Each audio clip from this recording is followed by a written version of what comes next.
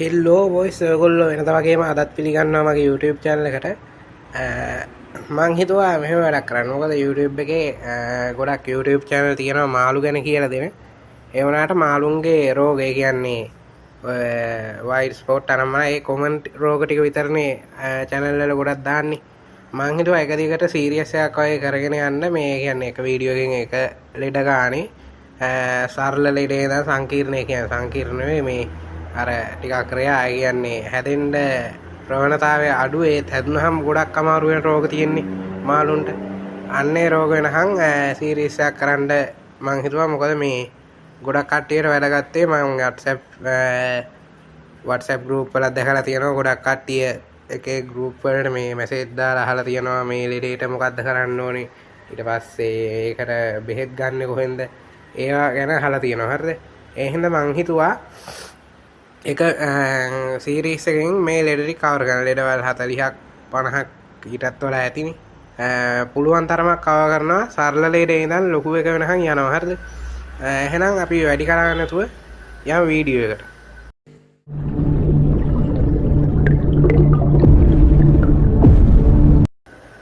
හරි. අපේ සීරීස් එකේ පළවෙනි ලෙඩේ කිව්වොත් එහෙම පළවෙනි එක තමයි white spot. ඒ කියන්නේ සුදු පුල්ලි හැදෙන්නේ. ICH කියලාත් කියනවා. white spot කියන්නේ මොකක්ද කියලා ගත්තොත් එහෙම ඒසියාටිකා white spot නෙවෙයි. මේක පරපෝෂිත සීන් එකක් තමයි තියෙන්නේ. හරිද? මාළුවට බහුලව වැළඳෙන්න පුළුවන් පරපෝෂිත රෝගයක් තමයි මේ white spot කියන්නේ. මාළුවගේ ඇඟ ඊට පස්සේ කරමල් උඩ ආයි වරල් වල වගේ හැම තැනකම සුදු පාට ඩොට් ඩොට් එන්න පුළුවන්.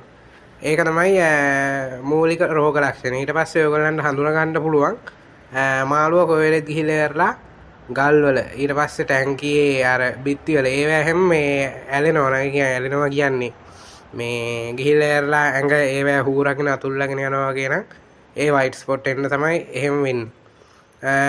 මේකේ රෝග ලක්ෂණ ටික ඔහොම තමයි යන්නේ. මාළුවා ඇලේට යන්න බලනවා. ඊට පස්සේ හුස්ම ගන්න එක වේගවත්. ඒ කියන්නේ කරමල් දෙක ඈත් වෙනවා වෙනවනේ හුස්ම ගන්නකොට. අන්න ඒක වැඩිපුර කරනවා. ඊට පස්සේ මාළුවා අලස වෙනවා. ඒ කියන්නේ ඇක්ටිව් ගතිය නැති වෙනවා.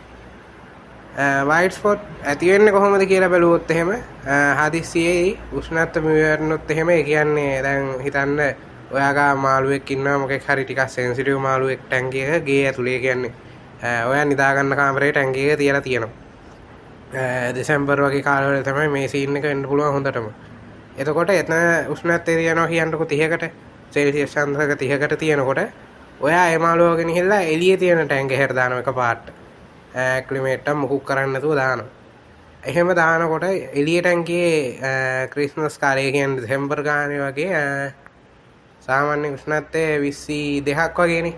අන්න එහෙම එකපාරට උෂ්ණත්වය ඩ්‍රොප් වුණාම මාළුවට එන්න බලනවා මේ white spot.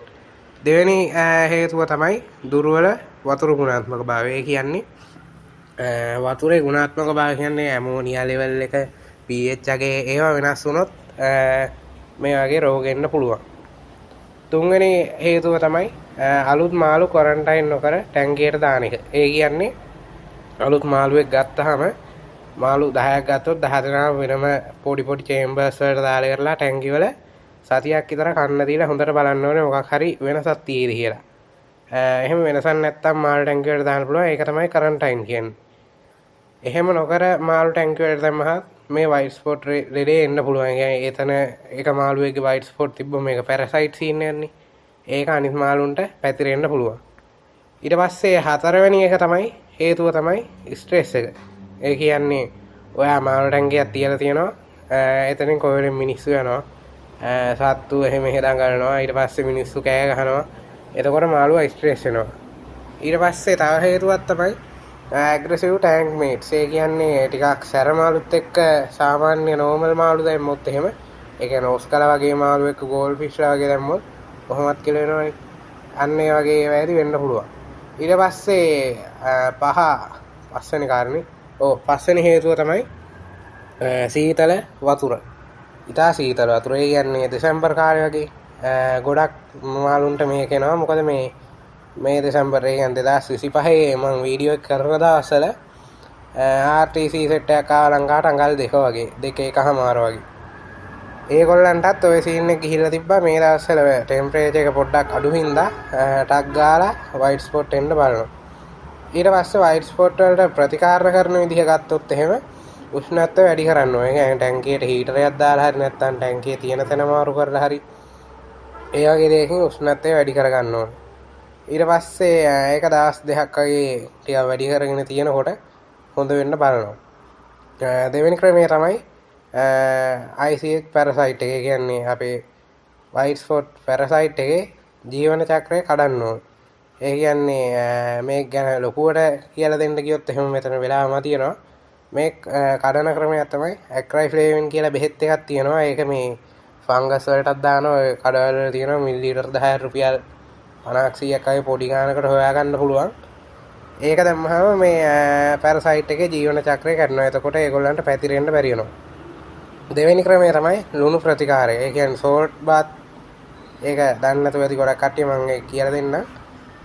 ලීටර් එකකට ග්‍රෑම් කියන්නේ ලුණු ග්‍රෑම් එකක් වතුර ලීටර් එකකට දිය කරලා ඉරලා ඒකේ ගිල්ලලා ගන්න පුළුවන්. ඒ කියන්නේ ස්කේල් තියෙන මාළු. ඒ කියන්නේ කොරපොතු තියෙන මාළු ඉන්නවනේ. කොරපොතු තියෙන මාළු දානවටම ඩෝස් එක ග්‍රෑම් එකක් දානවා ලීටරයකට වතුර. ඒ කියන්නේ ස්කේල් නැති මාළු ඉන්නවනේ. ස්කේල් තියෙන මාළුවේ ස්කේල් නැති මාළු කියලා දෙකකට බෙදෙනවා. ඒ කියන්නේ කොරපොතු තියෙන කොරපොතු නැති.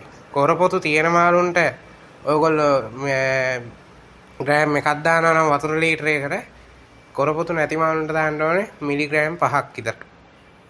ඒක තමයි කියන්නේ ස්කේල් තියෙන මාළු දාන එකේ මේ ගණන්තේ මොකද්ද ඩෝස් එකෙන් දෙකෙන් එකක් තමයි දාන්නේ ස්කේල් නැති මාළුන්ට.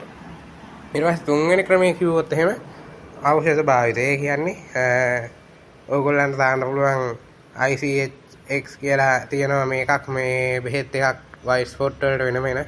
නැත්නම් ඇක්‍රයිෆ්ලේවින් දාන්න පුළුවන්. ලේබල් එකේ තියෙන ඩෝස් එක හරියට දාන්න ඕනේ. ඒ කියන්නේ බෝතලයක් වගේ ඉන්නේ. ඒ බෝතලේ ගහලා තියෙනවා ඩෝස් එක මෙච්චරක් දාන්න එහෙම කියලා ගහලා තියෙනවා. ඒ ගන්නට දාන්න ඕනේ. ඊට පස්සේ ප්‍රතිකාර කරනකොට මතක තියාගන්න දේවල් ටිකක් කියන්න. කාබන් ෆිල්ටර් අම්මනම් ඔය මේ සේරම ෆිල්ටර් අයින් කරන්න ඕනේ. ඊට පස්සේ ලයිට් ටිකක් අඩු කරන්න ඕනේ. ඔය ෆිල්ටර් අයින් කරලා ඉරලා ඔක්සිජන් වගේ පොඩ්ඩක් ලාවට දුන්නට අවුලන්නේ. දින 2කට 3කට වරක් වතුර 120ක් 30ක් වගේ චේන්ජ් කරන්න ඕනේ. ඒ වතුර 20ක් 30ක් චේන්ජ් කරනකොට ඔයගොල්ලෝ 20ක් 30ක් අයින් කරලා ආයෙ 20ක් 30ක් පුරවනවනේ. ඒ පුරවන එකේ පරිමාවට හරියන්න බෙහෙත් දාන්න ඕනේ. ඊට පස්සේ තව කාරණයක් තමයි රෝග ලක්ෂණ නැති වුණාට ඒ කියන්නේ වයිට් ස්පොට් තියෙනකොට සුදු පාට ඩොට් තියෙනවනේ. ඒක දවස් දෙකක් ආයෙ යනකොට නැති වෙනවා. හොඳ වුණා කියලා හිතන්න එපා. දවස් දෙක තුනක් යනකොට ඒක නැති වෙනවා. මාළු වගේ ඇඟේ උනාට වතුර තියෙන්න පුළුවන්. වතුරේ මාළු වගේ ඇඟ ඇතුලේ. ඒ හින්දා දවස් 5ක් 7ක් වගේ එක දිගට කරගෙන යන්න ඕනේ මේ මාළුව හොඳටම සනීප වෙන්න. ඊට පස්සේ වයිට් ස්පොට් වළක්ව ගන්න පුළුවන් විදිහ කිව්වොත් එහෙම අලුත් මාළු දින 17ක් 14ක් ක්වරන්ටයින් කරලා මාළු ටැංකිය වලට දාන්න ඕනේ. ඊට පස්සේ වෝටර් චේන්ජස් දෙන්න ඕනේ සතියෙන් සතියට වගේ. ඒ කියන්නේ වතුර ජරායලා හරි බොන්න සතියට වඩා කලින් අස් කරන්න එනවා. ෆිල්ටර් එකක් වගේ තියෙනවා සතියෙන් සතියට වගේ මාරු කරන්න ඕනේ. ඊට පස්සේ ටැංක් සෙටප් එක කියන්නේ ගල් මුල් කොට ඕවා දාලා ඉරලා හදන සෙටප් එක. ඒක මාළුවට ස්ට්‍රෙස් අඩු වෙන්න ඕනේ. ලයිට්ස් ස්ට්‍රෙස් අඩු වෙන්න ඕනේ. මේ ටික තමයි වයිට් ස්පොට් කියන්න තියෙන්නේ. මේක වැදගත් වීඩියෝ එක වැදගත් කියලා හිතනවා නම් සබ්ස්ක්‍රයිබ් කරලා ඉරලා ෂෙයා පාරක් දාලා ලයික් එකක් දාන්න යන්න. එහෙනම් බොයිස් අදට ගිහින් එන්න සුබ දවසක්.